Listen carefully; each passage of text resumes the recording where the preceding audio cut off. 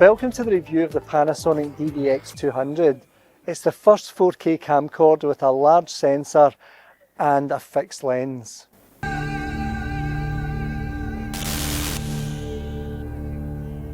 So once again we've got Allen McLaughlin here. Now he's used to using broadcast cameras, but he's actually thinking of buying this camera. So Alan, what's your first thoughts? I mean, I've not really shown you around the camera, but what's your feelings? I quite like it. It's got a lovely eyepiece, a nice OLED eyepiece. It's very detailed, which is great. I've had problems with previous cameras where you can't see the screen in daylight. I assume this will be the same, and the eyepiece isn't that good. But this is a really nice eyepiece. I could work with that all day, I think. Yeah. The zoom is very smooth, very touch sensitive. Probably the most touch sensitive zoom of this kind of camera I've seen for a long time anyway.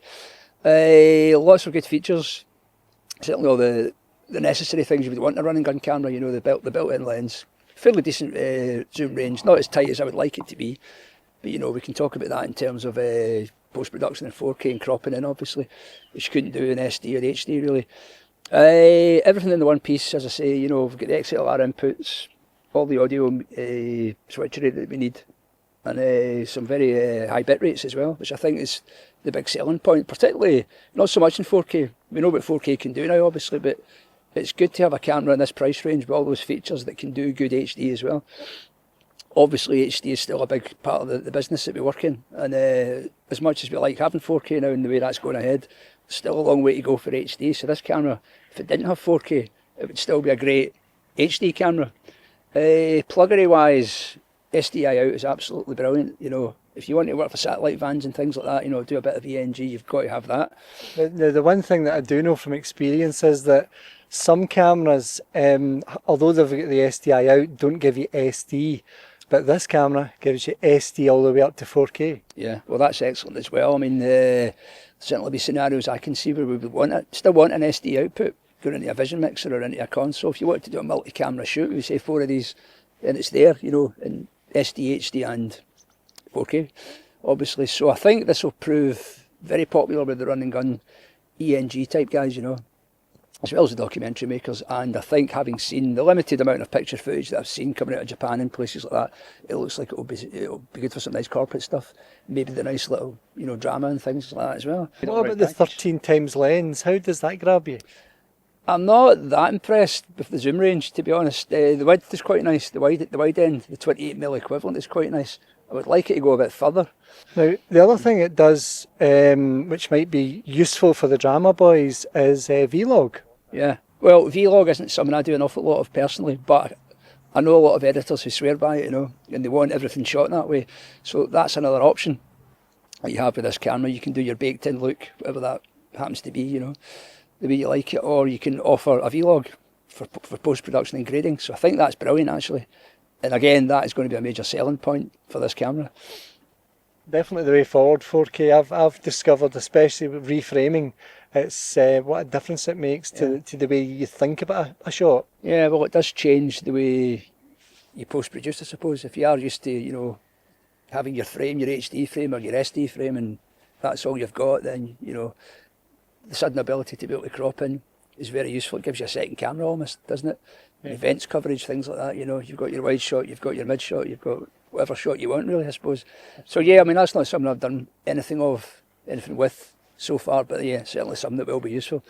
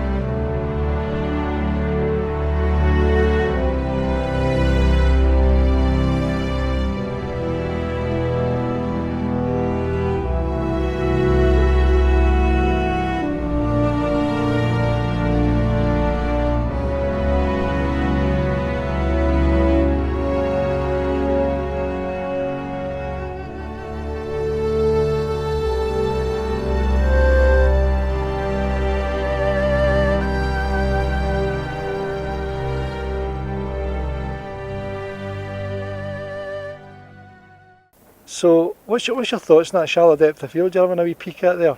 It's very nice, very cinematic looking, you know, with the shallow bokeh as it's known.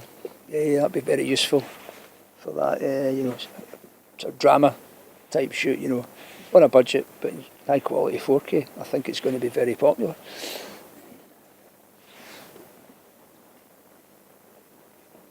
You can refer to my shots here of Japanese tourists out in and out of focus.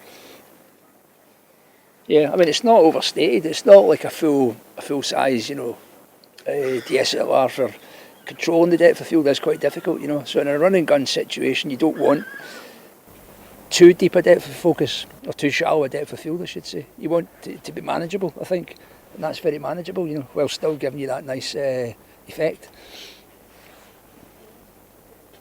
One of the features of the Panasonic DVX200 is 4K. Now that's 4K at 150 megabits a second at 50p. You really can't get any better than that. And what's that recording onto? XC cards, Speed 3, Class 10. They go straight onto the Final Cut timeline and no rendering, as long as obviously you've picked 4K on the timeline.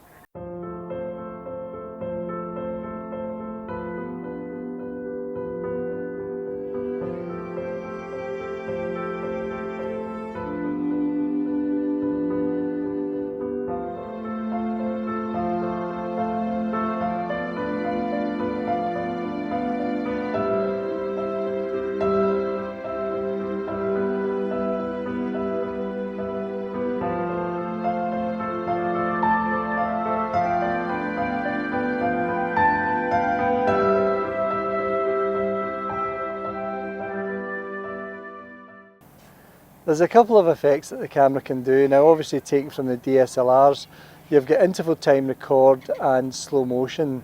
Now the one thing about slow motion is up to 75 frames a second, everything's great, but as soon as you go beyond that, up to 120 frames per second, it starts to crop and the image looks rather grotty, and I wouldn't advise going up to 120 frames a second.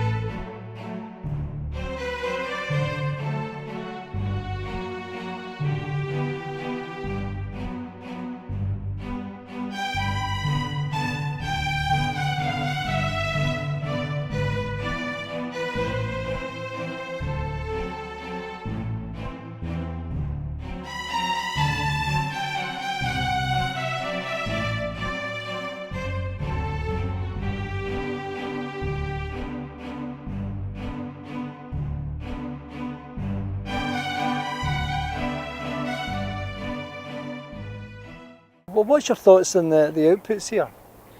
Plenty of options on the outputs. SDI out, very useful. As I mentioned earlier, if you were working in an ENG capacity into a satellite van, it's a great one cable solution, if you like, for pictures and audio. Timecode in and out, very useful as well, especially if you're working in a multi-camera type environment. Maybe you want to do a shoot with 2 of these or 3 or 4 of these. It's useful to sync up the time codes. That's a very professional feature that you don't see in a lot of this type of camera, so it's great to have that. Video output, composite output, still some uses for that. We occasionally do satellite van work where it's an SD upload, an SD satellite link, so if you can't get the picture down, if you can't get an SD signal down the SDI, then you've certainly got that option as video out. And there's still some some requirement for SD output into vision mixers and desks and stuff, so all the options are covered there. You've also got this audio out jack, which I presume provides a line out of the camera, which is quite useful for working with sound guys, you know, when they're working with a confidence feed from the camera back into their mixer, so they know it's coming out and going in and being recorded properly. So yeah, lots of good features. There's also an HDMI on the back here, which I do believe will output 422 10-bit if you're using a third-party recorder, so plenty of options here. plenty Now, of options. Somebody's going to ask, where is the headphone jack? Where is the headphone jack? Well, headphone jack, if you close this one and open this little top door, headphone jack right there. And what about the XLRs? What's your thoughts on that? It's always good to see two XLRs on a camera, you know, from the point of view of connecting, let's say, to a sound desk, if you're doing a music recording, or to a mixer, if you're working with a guy with a mixer, a sound guy. It's interesting that there's one at the back, one at the front. Some you don't see all that often, but it's nice to have, I think it is quite nice to have the separation. Obviously you can still connect two feeds there if you're working with a mixer, but it's quite good to have that front mic option. You can just stick on your front mic and you're not running cable right across the camera and stuff. Also, you know, with the rear option, if you wanted to connect that mixer, you're not running cable all over the camera as such. We're just about to go into Luss Parish Church, and there's never a better place for low light readings because it's one of the darkest wee churches I've ever filmed in. So this is a very old Scottish church, and in keeping with the status, the lighting it's actually lovely, but it's a wee bit on the dark side for most video cameras. We're going to get a couple of shots in here, and this will test the mettle of the DVX200 as far as low light's concerned. So we're just filming at 9 dBs at the moment, and what's your thoughts, Alan? It looks pretty good at 9 dB, even at 0 in here, which, you know, as we've already said, it's pretty dark. It looks usable, you know, Yes. and natural. Well, what I'll do is, if I stand just over there, possibly where the minister would be, you can see what your thoughts are. So, what are we using, Alan? Is it 9 or what? 9, I'm going to flick it. I've got you in an MCU. I'm going to flick it down to 6. Right, okay, so you'll see the change. Flick it down to 6. Okay, I'm down to 6 here. That's still a pretty good picture. And then I'm going to flick it down to 0. That's a wee bit So we're going to give you 3 shots here. We're going to give you 0, 6 and 9, and Now, we'll see what it's like when we get back to base. Zero's a wee bit dingy, I would say. Right, zero's a bit... MCU zoomed in, obviously. Right, so you wouldn't use 0, so you're probably looking at 6 dBs. It's minimum 6 in here. Obviously we're zoomed in quite tight, so that's Right. going to stop it down a bit anyway. So Okay. if I crack out wide on 0, that's a lot better. It's usable, I would say. It's very natural looking. Right, so You might want to supplement what it with a wee what bit of dB is film. that? 0. Oh, 0, right, gosh. So I'll give you some 6 on this wider shot. Yeah, I think 6 looks fantastic actually. Right, 6, right, okay. 6 and 9 is pretty good as well, but obviously it's a wee bit more. So I don't know what the noise is going to be like, Yeah, blacks, etc. But okay. maybe this scene file setting is the one to use, as you say. It's less noisy than. And how is it width-wise? What are you picking up width-wise? And that's 4K, remember? The altar. The altar? Whatever that is, sorry. Right across. To just, Oh, right, well, that's just actually before not bad, is baptism. it? Just cutting out the baptism. Yeah. So this is UHD 50p, and even if I take this down to 25p, it actually makes a difference to the crop. Wait, and I'll just show you. So there you go, that's 25p, and it's slightly different again.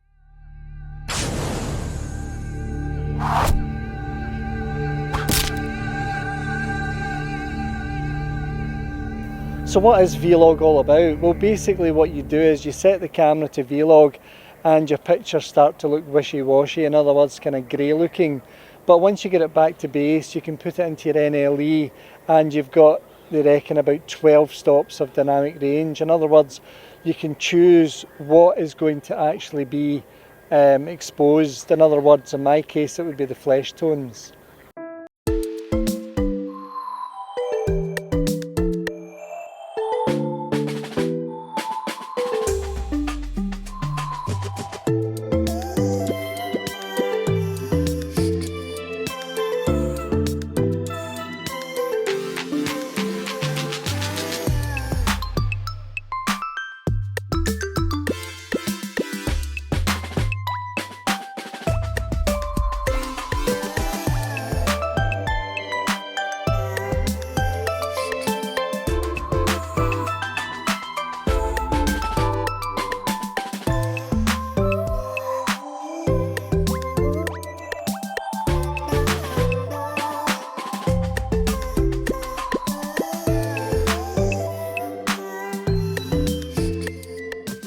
So that's Vlog. Now the camera has quite a clever facility in that it doesn't have any MLUTs, but what you do have is what's called Vlog Assist, and you can assign that to one of the buttons, and in this case it's button 2. I'll just show you. The other thing about Vlog Assist is it only works in preview mode. Once you're in record, you can't use it, it's invalid.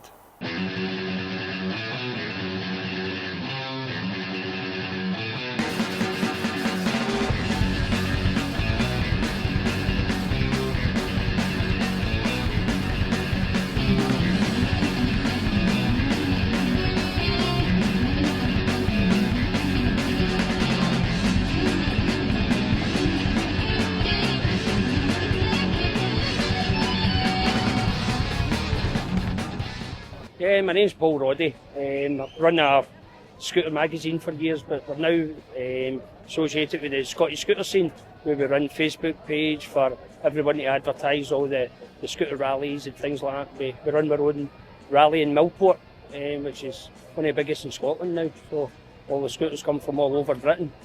So, and this today is mainly for, it's all Teenage Cancer Trust.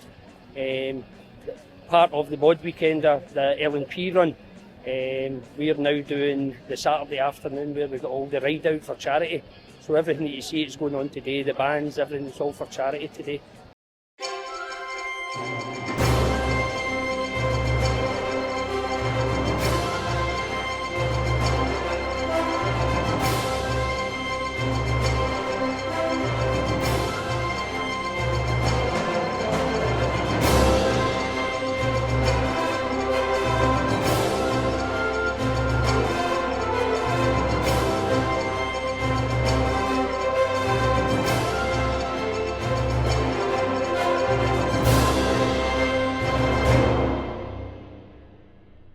The trouble with Paisley is the number of traffic lights, so trying to get this number of scooters round is the hard bit, so we just tried to manage a route that was low on traffic lights and high on journeys, but we managed to Barry here was expert at controlling the traffic as well. So I saw you, did you not stop and you were kind of looking after everybody? I was kind of looking after everybody, kind of stopping the traffic and stuff, so it worked out well. And everybody was good for doing that with us.